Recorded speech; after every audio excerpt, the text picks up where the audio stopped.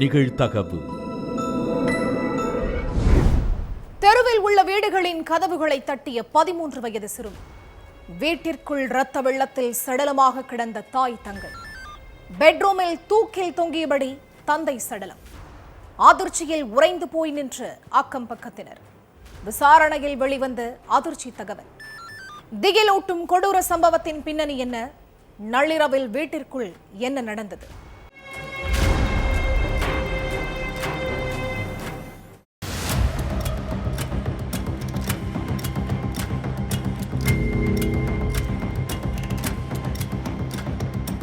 நடுராத்திரி 12 மணி. தெருவே மயான அமைதியா இருந்துச்சு.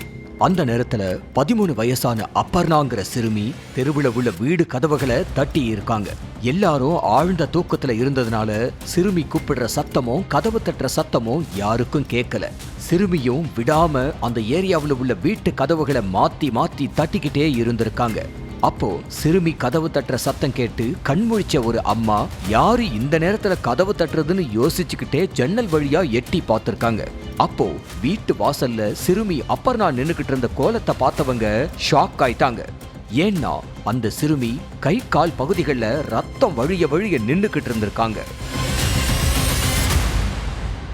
அதுக்கப்புறம் கதவை திறந்து அந்த பெண் அப்பர்ணா கிட்ட என்னாச்சு, இந்த நேரத்துல என்ன பண்றன்னு பதற்றத்தோட விசாரிச்சுக்கிட்டு இருக்க.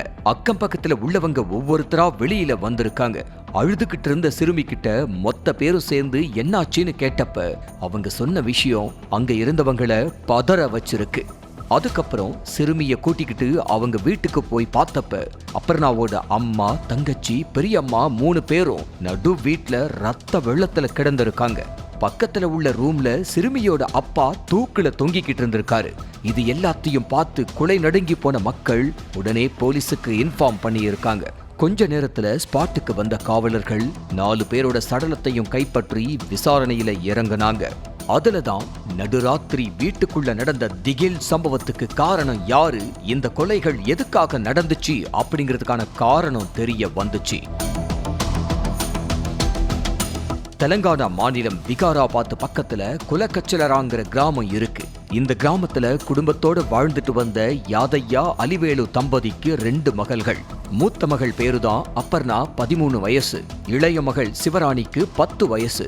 மது பழக்கத்துக்கு அடிமையான யாதையா தினமும் நைட்டு மது குடிச்சிட்டு தான் வீட்டுக்கே வருவாராம். அது மட்டும் இல்லாம தலைக்கேறின மது போதையில மனைவிய போட்டு அடிக்கிறது, பிள்ளைகளை போட்டு அடிக்கிறதுன்னு அடாவடி பண்ணிக்கிட்டு இருந்திருக்காரு.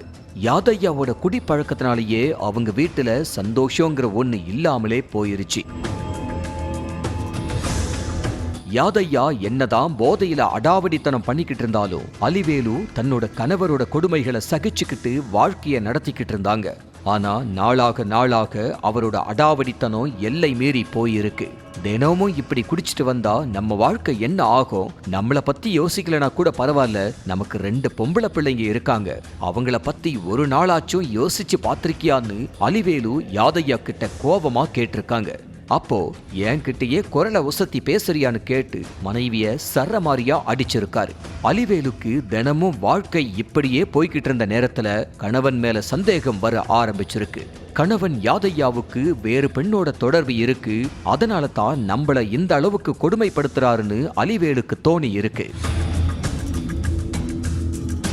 இந்த சந்தேகம் வந்த மறுநாள் போதையில இல்லாம இருந்த யாதையா கிட்ட எந்த பெண் கிட்ட பேசுற, வெளியே கிளம்பும் போது யார பார்க்க போறன்னு இப்படி ஏகப்பட்ட சந்தேக கேள்விகளை கேட்டு அலிவேலு கணவனை டார்ச்சர் பண்ண ஆரம்பிச்சதா சொல்றாங்க.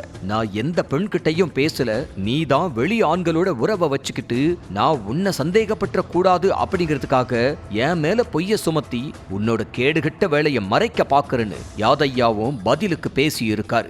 நாளாக நாளாக கணவன் மனைவிக்குள்ள இந்த சண்டை நீண்டுகிட்டே போகவே யாதையா கிராமத்துல உள்ள பெரியவங்க, உள்ளூர் அரசியல்வாதிகளை வர வச்சு பஞ்சாயத்து பண்ணி இருக்காரு. 4 சுவத்துக்குள்ள நடந்த கணவன் மனைவி சண்டை பஞ்சாயத்து வர போயிருக்கு. என் மனைவிக்கு வெளி ஆண்களோட உறவு இருக்குன்னு யாதையா சொன்னதும் அலிவேலுவோட அக்கா ஹனுமம்மா யாதையாவை பயங்கரமா திட்டி சத்தம் போடவே அங்கிருந்த கிராம தலைவர்கள் கணவன் மனைவிய சமாதானம் பண்ணி அனுப்பி வச்சாங்க. அதுக்கப்புறம் வீட்டுக்கு போன அலிவேலு, ஹனுமம்மா 2 மகள்களும் நைட்டு சாப்பிட்டு முடிச்சிட்டு தூங்கி இருக்காங்க. காலையிலிருந்து கொலவெறியோடு இருந்த யாதையா நுங்கு வெற்ற கத்தியை எடுத்து தூங்கிட்டு இருந்த மனைவி அலிவேலுவை சரமாரியா வெட்டி இருக்கான். அலிவேலுவோட சத்தம் கேட்டு பக்கத்துல தூங்கிக்கிட்டு இருந்த அக்கா ஹனுமாமா, மகள்கள் சிவராணி, அபர்ணா 3 பேரும் எந்திரிச்சிருக்காங்க. அப்ப அவங்களையும் ஆத்திரம் தீர்ற வரைக்கும் யாதையா சரமாரியா குத்தி இருக்கான். யாதையா கிட்ட இருந்து தப்பிச்ச அபர்ணா தெருவுல உள்ளவங்களை கூட்டிக்கிட்டு வந்து அம்மா, பெரியம்மா, தங்கச்சிய காப்பாத்தலாம்னு நினைச்சு ஓடி போயிருக்காங்க. ஆனா அலிவேலு, ஹனுமம்மா, சிவராணி ரத்த வெள்ளத்துல துடிதுடிச்சு உயிரிழந்துட்டாங்க. இதெல்லாம் நடந்தது நைட்டு 11:30 மணிக்கு. ஆத்திரத்துல கொலை பண்ணிட்டோமேன்னு பதற்றமடைஞ்ச யாதையா ரூம்ல போய் ஃபேன்ல தூக்கு போட்டுக்கிட்டு சூசைடு பண்ணிக்கிட்டாரு. போலீசார் விசாரணையில தான் மொத்த நடுராத்திரி என்ன நடந்தது அப்படிங்கிறது தெரிய வந்துச்சு. அம்மா, அப்பான்னு யாரும் இல்லாம 13 வயசான அபர்ணா வெட்டு காயங்களோட ஹாஸ்பிட்டல்ல ட்ரீட்மெண்ட்ல இருக்காங்க.